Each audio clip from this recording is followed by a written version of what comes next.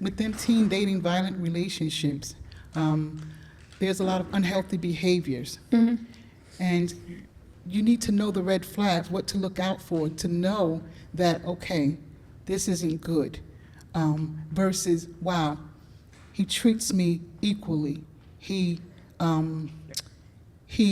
respects that I have friends outside of our relationship. He respects that I have hobbies that I love to do. When those things shift and you're asked to no longer do those things, that's a red flag. So how do you get out of it? You need to ask yourself these questions.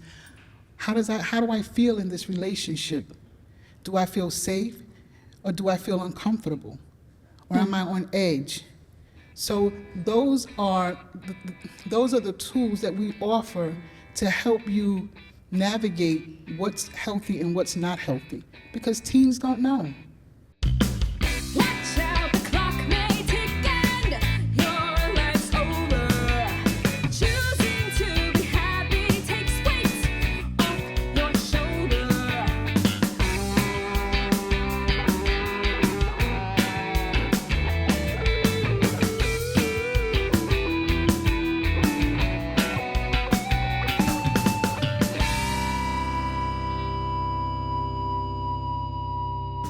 Hello, my name is Karen Scott, and I am the community educator for the YWCA of Union County.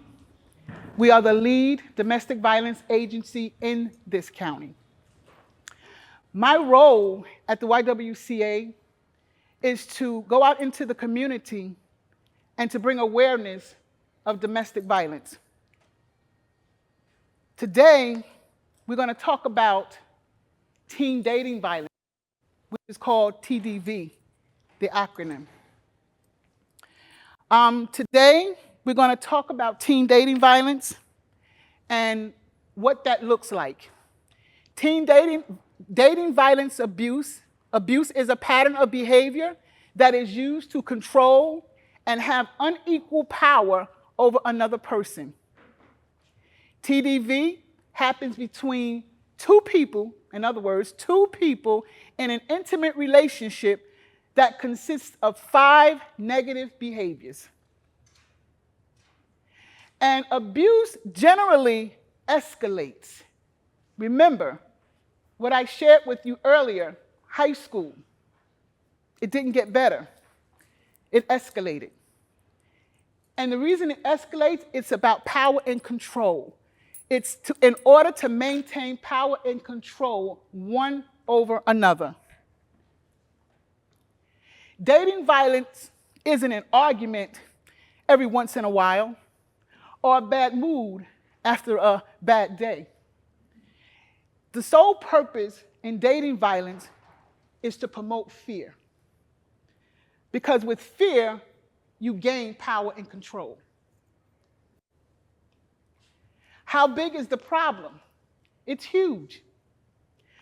1 in 3 adolescents, we're talking ages 13 to 19, in the United States alone, is a victim of physical, sexual, emotional, digital, we had to add that, because we live in a technology society now, or verbal abuse from a dating partner. Females, we know both men and female can become victims of domestic violence. But more than likely, it's females, women. Females between the ages of 16 and 24 experience the highest rate of intimate partner violence. Look at the ages I'm talking about. You're talking about 13-year-olds. And only 33% of teens who were in a violent relationship reports it. Violent behavior typically begins between ages 12 and 18 years old. How big is the problem? I just simply YouTubed it. I'm not going to go through each video. 13-year-old killed by teenage boyfriend. Teenage girl shot and killed by boyfriend. Teen abused by boyfriend reveals truth about teenage violence. Ex-boyfriend charged with teen shooting death. And the list goes on and on and on. Relating only to teen violence, teen death by the hands of an intimate partner. Types of abuse, we talked about. I mentioned earlier physical abuse, and it's pretty self-explanatory.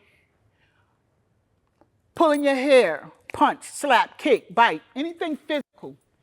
And the interesting thing about domestic violence, or why we young people can't see the signs, is because we associate domestic violence with physical abuse. And it's so much more. It don't start out physical. Because if it did, you'd be out the door. So it doesn't start out physical. In most cases, it starts out, and we're going to see in a short minute, driving reckless or dangerously with you in the car, or abandon you in unfamiliar places, throwing objects at you.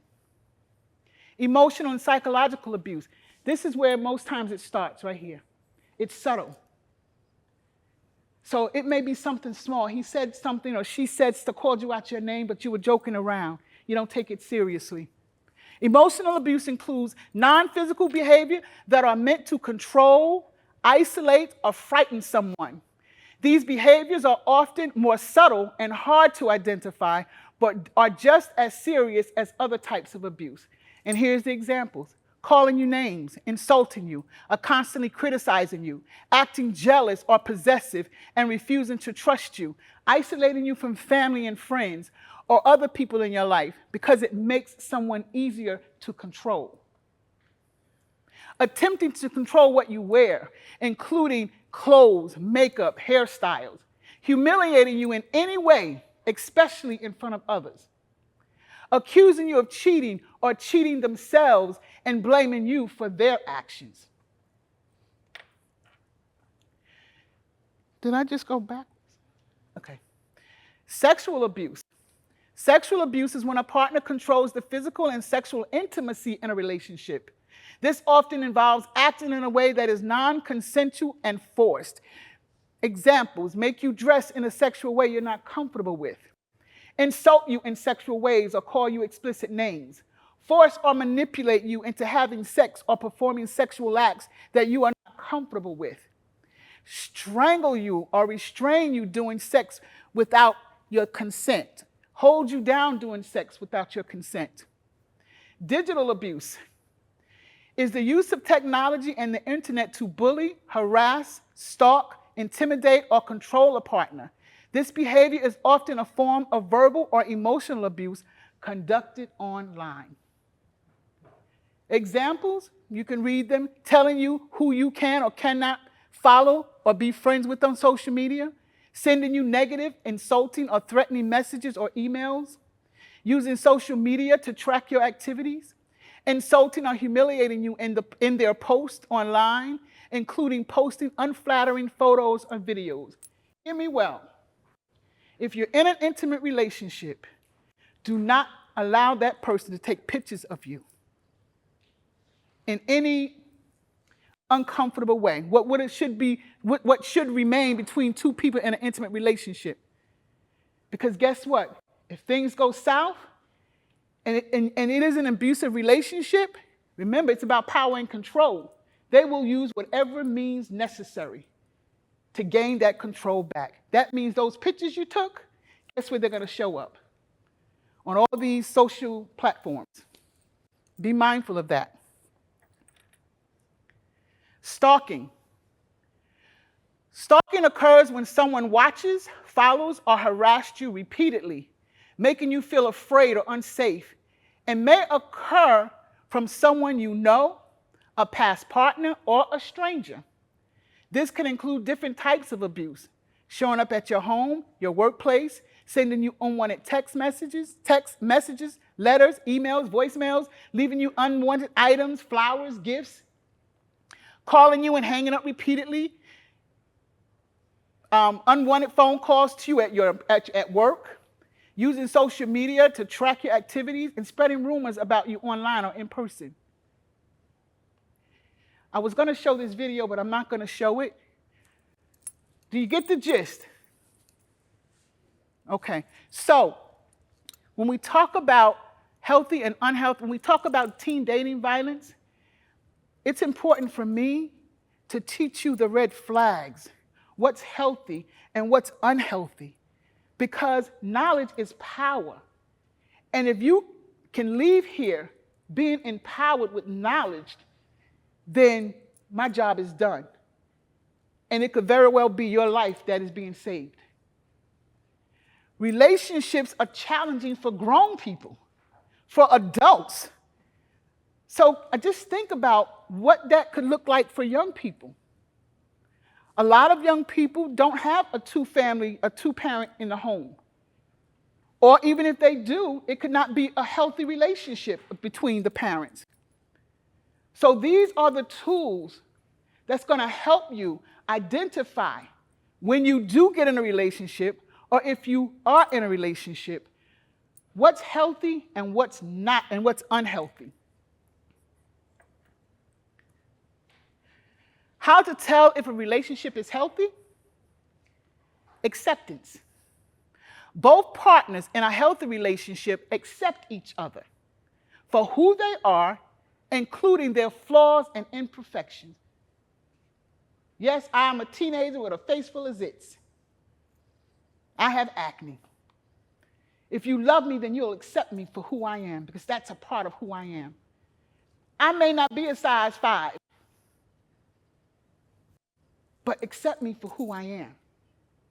Don't make me feel that I'm less valued because of the words that you spew out of your mouth to me. Respect for independence. While a healthy relationship involves being there for each other, it's also vital for both partners to have their own friends and activities outside of the relationship. Yeah, it's two separate lives coming together. So things that you did before getting in a relationship with that person should be the same things you should do while you're in that relationship. Equal power dynamic. A healthy relationship involves a sense of equality, with both partners feeling equal in decision making. It's not whatever I say, go. It's not you don't have an opinion. It's not I'm right and you're wrong. Or you don't know what you're talking about. You're dumb. I know more than you know. You get the gist. How to tell if a relationship is unhealthy? Lack of trust. Well, let me back up. Unhealthy relationships can be characterized by several behaviors and dynamics that can negatively impact the individuals involved. Lack of trust. In an unhealthy relationship, there may be a lack of trust, with one or both partners being dishonest or unfaithful. Lack of respect. In an unhealthy relationship, there may be a lack of respect, with one or both partners disregarding each other's feelings, opinions, and boundaries. Lack of support. In an unhealthy relationship, one or both partners may not support each other, leaving one or both individuals feeling isolated and unsupported. Lack of boundaries. I went to a middle school of 280 eighth graders. I was shocked that I even got called to a middle school. I was like, you sure you want me to come? You know what we do, right? And she says, yes. She says, but this is the counselor. In this school, we've noticed behaviors amongst our students that made us think maybe we should have someone come in and talk about healthy and unhealthy relationships. And I asked the group, did they know what a boundary was? And I asked them to raise their hands. And maybe 1/3, if that, knew what a boundary was. And I explained it to them that in the simplest way that I knew how. You ever know when you're nervous about something, you did something and you know your parents are going to be against it, and you get all nervous because you don't know, you get all anxious? Where do you first feel that? In your belly. You feel it in your belly, get all nervous, right? I said, if a boundary is an invisible line that someone crosses, And how do you know that they crossed that boundary? A boundary is something that you value, that is uncomfortable for you. So if you cross that boundary, you're going to feel uncomfortable. And when you feel uncomfortable, then that's what a boundary is. It's an invisible line that says you don't cross this line. I don't want to have sex with you, but you're pushing me. That's a boundary.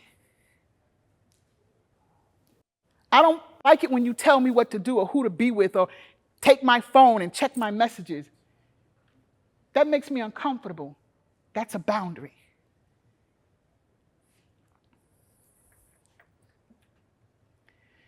We also talk about the power and control wheel, which is what I just explained.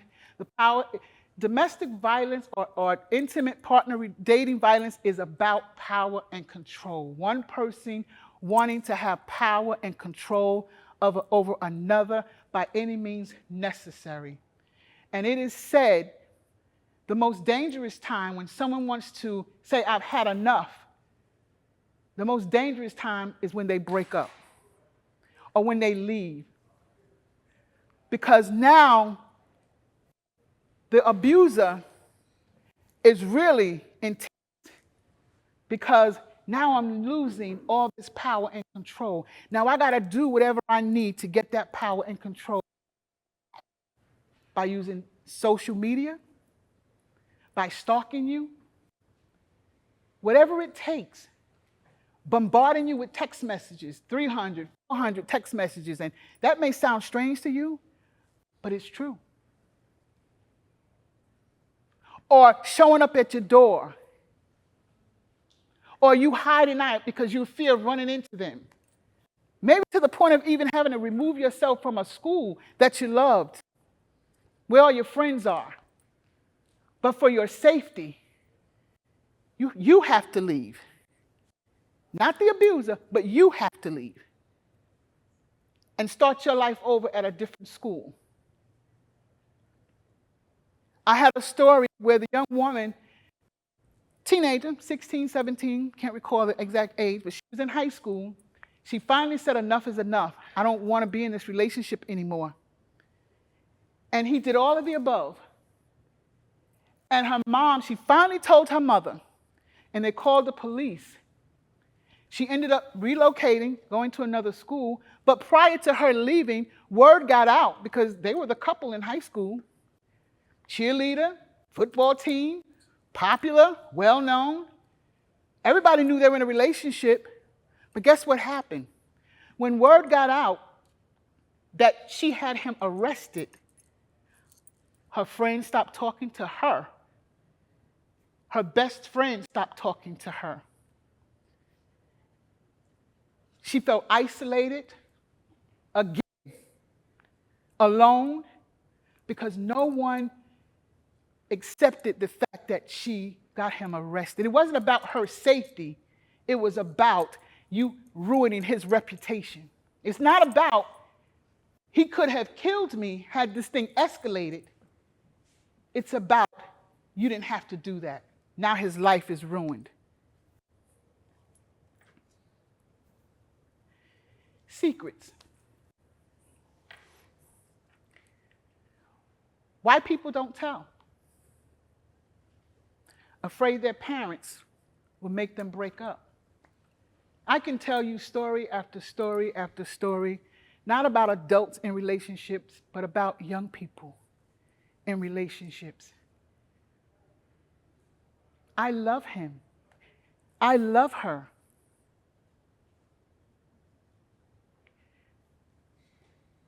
He don't mean it. He was angry or he got intoxicated.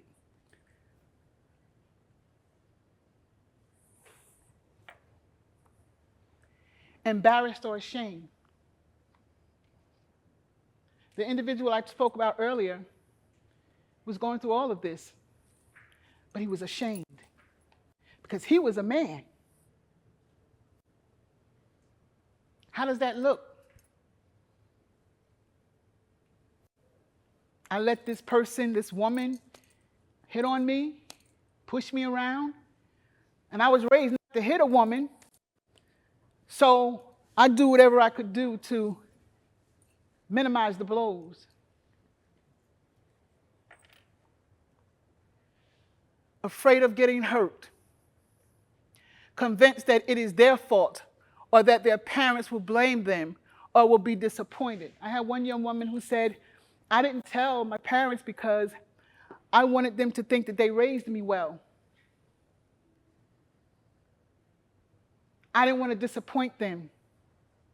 If I told them that my boyfriend was hitting on me or belittling me or pushing me or mushing me upside my head,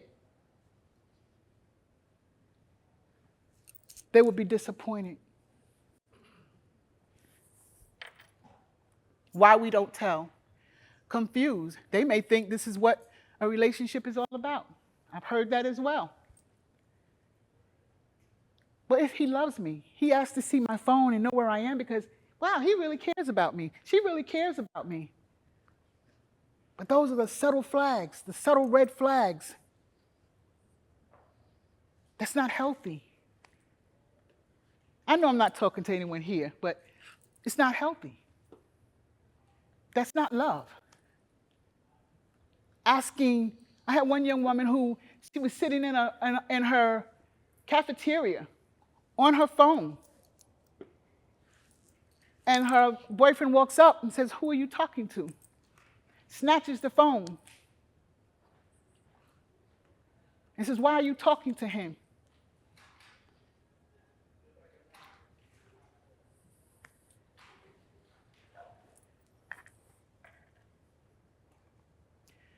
Afraid of losing privileges like being able to stay out late or use the car. The young woman I just spoke about who said the reason why she wouldn't tell her parents because of disappointment. And also this, I'll be punished. I'll lose some privileges. They'll take my cell phone, all my technology gadgets.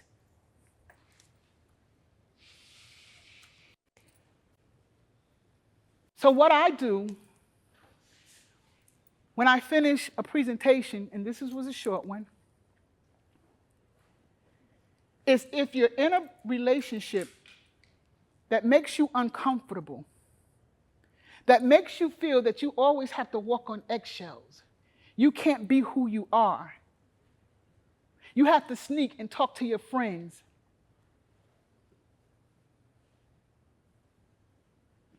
those are red flags. But we have some who, even if they don't feel that they're in an abusive relationship or an unhealthy relationship, we can't force them to leave, but we can equip them. We can give them some tools to keep them safe. And that's what safety planning is. I've had victims because I worked with women who were out of the relationship and were now independent. So it was my role as their case manager to help them get on their feet, to be their cheerleader, so to speak, while they navigate life without the abuse.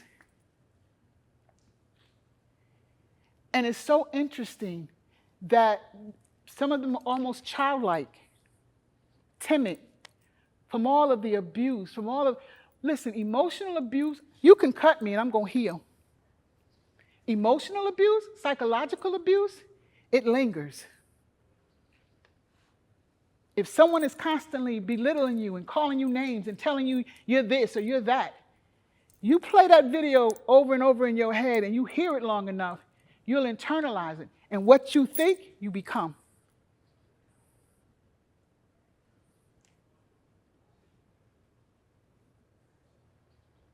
And I hope that some of this information, I hope we'll go a little deeper later, but this is no joke. This is real. 1 in 3 young people between the ages of 13 and 19 find themselves in abusive relationships. And a lot of them don't share it with anyone because of the reasons we just showed.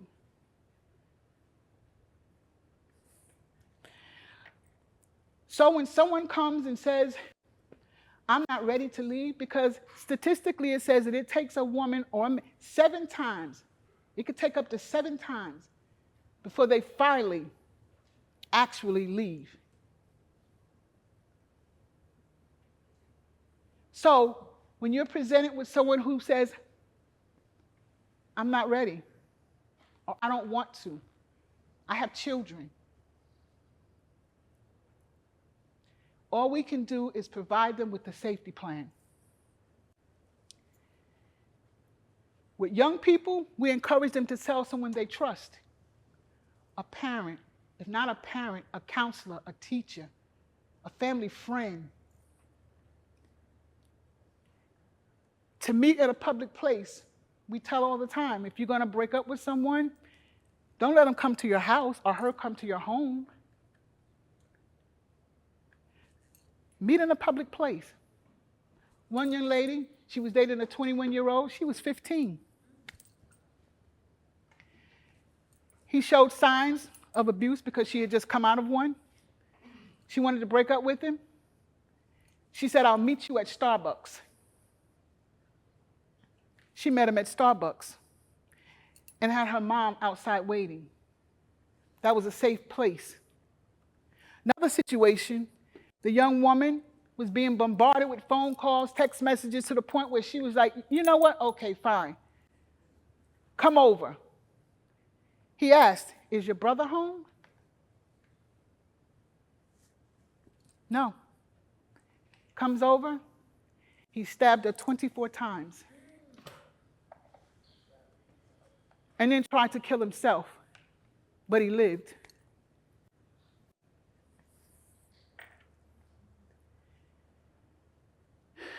Encourage not to explain reasons for ending the relationship more than once. Once should be enough. I don't want to be with you anymore. Not to go to the door if their ex tries to come to the house when they're alone. To trust themselves, their gut. If it feels uncomfortable and uneasy, you're going to feel it right in your gut. Hang out with friends who support their decision to get out of the relationship.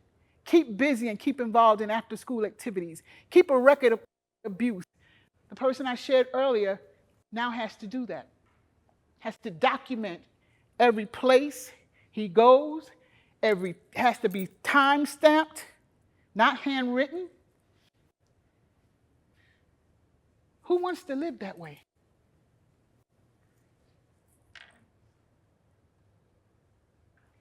Know the warning signs. Using insults, intimidation, or humiliation, extreme jealousy, insecurity, or controlling behavior, isolation from friends and family, unwanted sexual contact of any kind, explosive temper or unusual moodiness. Call, email, text, get help. If you're not sure, you can call the hotline numbers and they will help navigate if you are in an abusive relationship or an unhealthy relationship that could lead to an abusive relationship.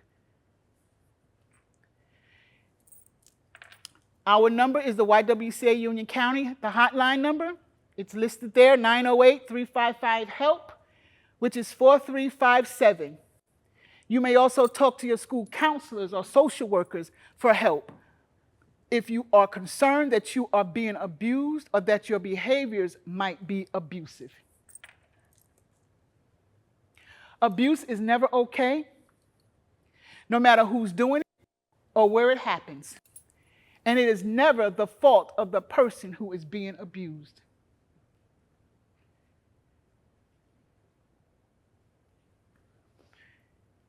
I'm done. I didn't show the video. But this is passionate to me because I care about you. No, I don't know you individually, but you're someone's child. I'm a mother. My daughter's old, but I have a child. I'm a mother. And believe it or not, teens can hide stuff so well. You wear masks. but you suffer in silence. And I'm not saying my audience, I'm just saying. And again, I could show you hundreds of videos of not 35, 40-year-olds, I could do that as well, but of teens. You saw what I showed, a 13-year-old murdered by her boyfriend with a gun, by the way. So thank you for having me.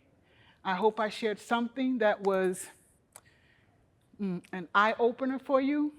I hope that you take the information and store it so you can regurgitate it as you journey through life, because you will engage in relationships. We are relational beings. It's going to happen. You're going to meet someone that you're madly in love with. It's going to happen. But now you're equipped. Now you have information that can be either life or death. Now that you have it, use it. Use it. Again, thank you for having me.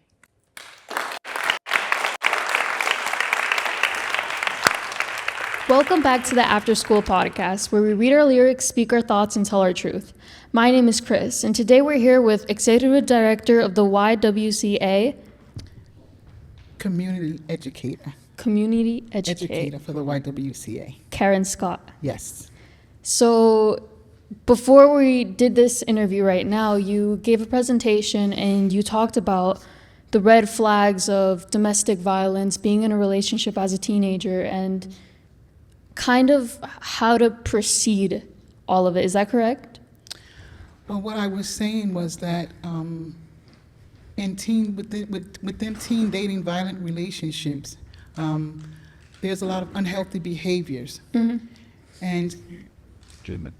you need to know the red flags, what to look out for, to know that, okay, this isn't good, versus, wow, he treats me equally.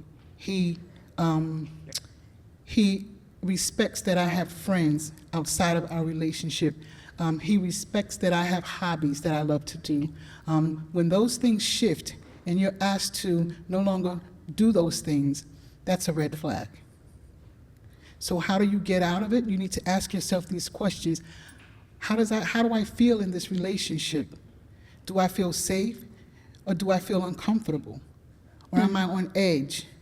So those are the tools that we offer to help you navigate what's healthy and what's not healthy, because teens don't know.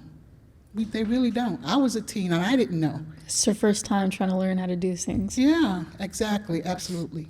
And when you were doing the presentation, you also mentioned how in relationships, people should have their separate lives. Absolutely. And I think that's something that personally I have seen a lot in maybe friends or adults or just people that I know that are dependent in their relationships. What do you think about that? Do you really think that people should be independent outside of their relationship? Absolutely. You came into a relationship independent. You had your own ideas. You had your own life. You had your own interests. You had your own friends. Why should that change? It shouldn't. What you brought in to this relationship that's dear and close to you, to your heart, whether it's hobbies, friends, relationships, that should not change. And you should not ask to change. And you mentioned how I'm so sorry, I spaced out. Okay. So the YWCA, what is kind of like the premise of the YWCA? The YWCA, not to cut you off, I'm sorry, baby. No, The it's okay. YWCA of Union County, like I said earlier, is the lead domestic violence agency in this county. And what we do is we offer services for survivors. The main point of entry to our services is through the hotline. Most victims, all victims, calls come through the hotline. You call the hotline, which is 24 hours, 365 days a week. We have caring, loving, bilingual advocates who have been trained to take hotline calls, take calls from women or men in crisis, and help them to decide or determine what services they may need. Some may need emergency assistance, which means they may need shelter. It's life or death for them. Some may need an understanding of what's going on in their lives with their partners, right? So they get education in sense of what that looks like, what the dynamics of a healthy relationship looks like. Or they may call and once assessed just may need counseling. So the point of entry for all of our services is through our hotline. We also have residential. If you call the hotline and it has been deemed that you need immediate protection or safety, then you are assessed. And what I mean by that is, do you have children? How many? That type of thing. Yeah. Do you have documents? Did you come or did you flee with nothing? So that helped us better assist that client. And if they need immediate shelter, then we welcome them in. We welcome them in, them and their children. You can stay up to 90 days. But while you're there, you get counseling if you need it. The children get counseling, rather it's through drama, because a lot of children are too young to express what they're feeling. So we use a lot of drama therapy, drawing, painting, those types of tools to help us help children that are too small to actually communicate, what they may be experiencing. Because think about it, their lives have been uprooted. They really don't understand why I'm not at home. Why am I here? Because the environment is totally different. But in our residential, we definitely make it feel warm and homely. It feels like home. It's an undisclosed location, but we provide them with food, shelter, whatever the necessities are, we provide that at residential. Food, clothing, help with social services. If they didn't come with their documents, such as birth certificates, those types of things, immigration papers, we try to assist them and navigate them to the resources that can help them get what they need so that they can become independent and live their lives. So you said that it was an undisclosed residence? Well, the shelter, which is the residential, is undisclosed. I mean, it's confidentiality because it's about the safety of the survivors. So we don't tell you where that is. You won't know where that is. So yes, it's undisclosed. We do not give out that information. And considering that it's undisclosed, how do people go at the whereabouts to find a shelter? Well, again, like I said, hotlines? It's the hotline.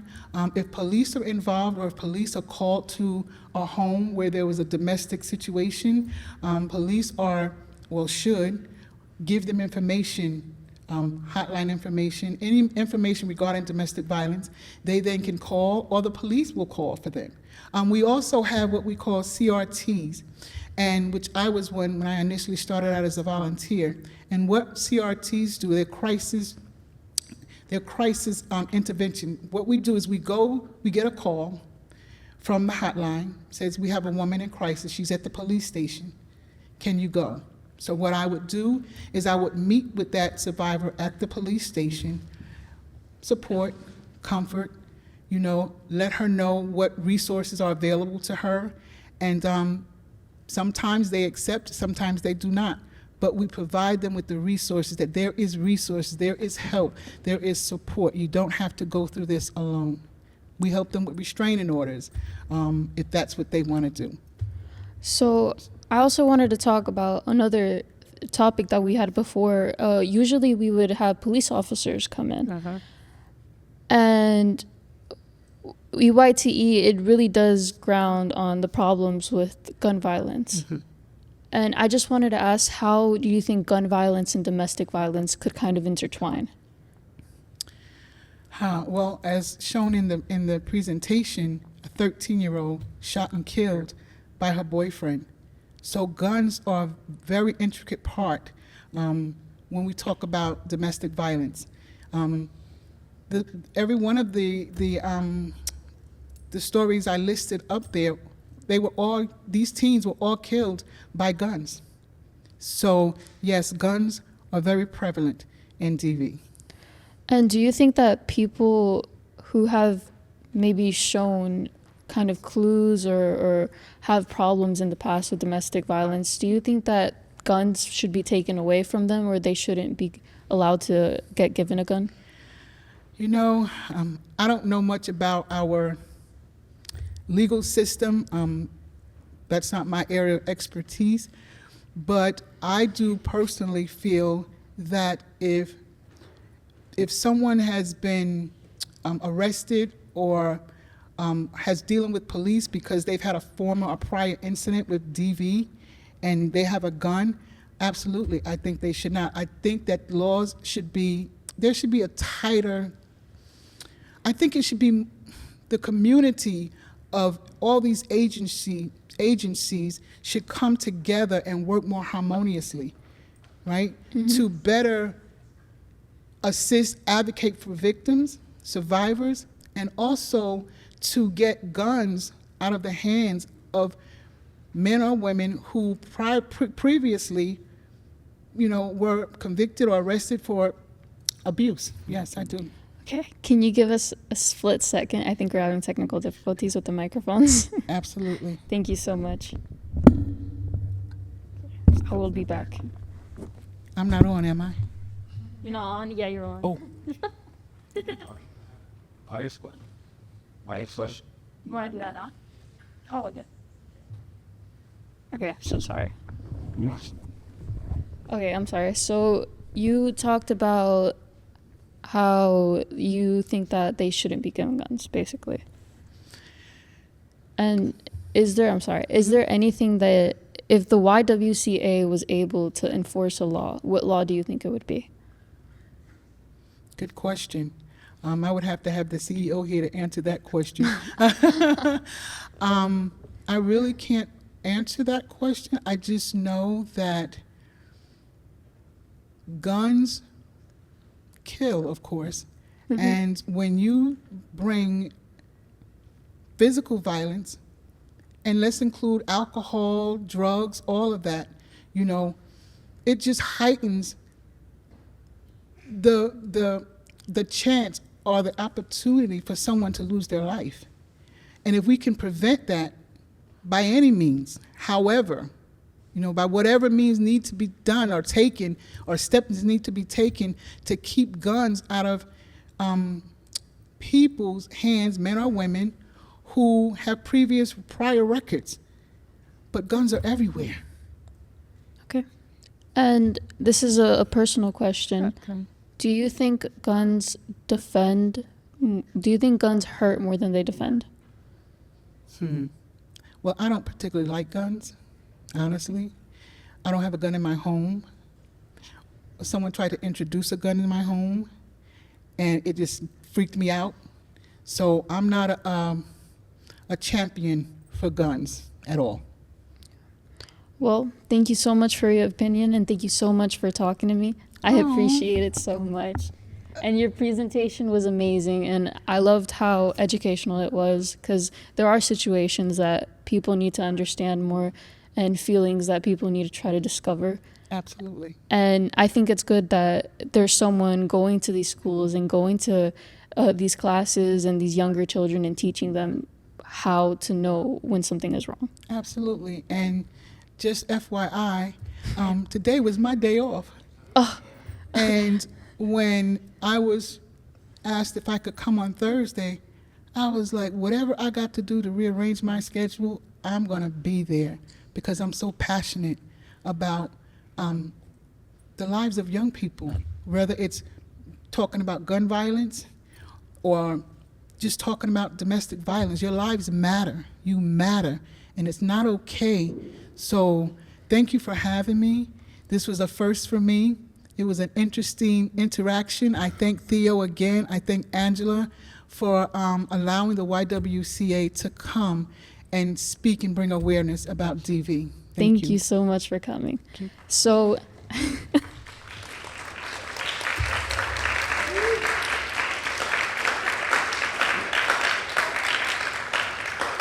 I think they're clapping for you. Okay, so now we're going to have everyone ask their own questions, maybe from the presentation or something that just left them wondering. So you guys could walk over here and ask your questions. All right, so in your presentation, you said it takes about 6 or 7 times before they decide to officially leave. So my question for you is, what are the steps you take to kind of, I guess, persuade or even influence the person to leave a little bit faster before it gets to the point where it could be a possibility of them dying? You can't. They have to want to. They can only leave when they are ready to. And the best thing, like I stated earlier, we know that they should leave. We know that it's only going to escalate. We know, because of what we do, that the longer they stay, the more dangerous it's going to become for them. But we can't make them. All we can do is provide them with a plan of safety. Safety planning, and safety planning can simply look like this. If there are children in the house, give the babies a code. Blue, so that when they hear the word blue, they know that means go get help. Or safety could simply mean, if you have a vehicle and you have a driveway, rather than park it head in, park it head out with the headlights out, right? It's easier to exit that way. Safety planning could simply be stay out of a room that have weapons, a kitchen, for example. Stay out of a room that there's only one exit. So these are the tools. Another safety plan is just in the event that you may have to leave in a hurry for your life. Have your documents, your children's birth certificates. And even if he knows where everything is or she knows where everything is, get copies and then put the originals back. Leave them with a friend, a family member, or in the trunk of your car if your vehicle is your vehicle. Things like that. So these are the tools that we provide or we offer in terms of safety planning that we give people in those situations, because you can't make them, you can't urge them on. It's only when they're ready to. But you can provide them with tools to help them stay safe as possible. Hopefully I answered your question. Yes, you did. Thank you. Okay, you're welcome.